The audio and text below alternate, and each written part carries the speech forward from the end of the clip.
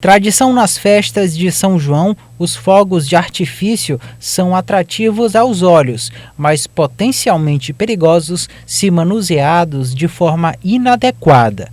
Durante o período, o Corpo de Bombeiros reforça o trabalho de conscientização. Muito importante a pessoa, ao comprar fogos de artifício, utilizar produto certificado pelo Inmetro, né, que passaram por testes laboratoriais de segurança e manuseio, né, para poder trabalhar, operar esse tipo de equipamento de forma correta.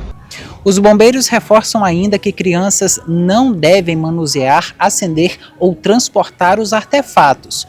O cuidado precisa começar ainda na hora da compra, que deve ocorrer apenas em estabelecimentos credenciados. Os produtos devem permanecer em ambientes ventilados, afastados de fontes de calor e de materiais inflamáveis, sempre em suas embalagens originais. Esses materiais são controlados pelo Exército, então eles têm local correto para armazenar.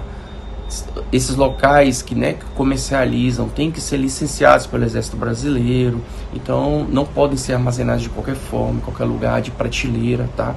Isso é uma forma inadequada de armazenamento. Então é muito importante, quando for comprar, ir em uma loja licenciada pelo Exército Brasileiro para esse tipo de comercialização e, quando for manusear, ler o manual de instrução, garantir que isso seja um material aprovado pelo Inmetro. O Corpo de Bombeiros recomenda que o uso seja feito preferencialmente por profissionais qualificados. E a principal mensagem que a gente deixa aí para quem utiliza fogos de artifício no São João é: evite utilizar, tá? É um produto perigoso, causa acidentes, eles são recorrentes, tá?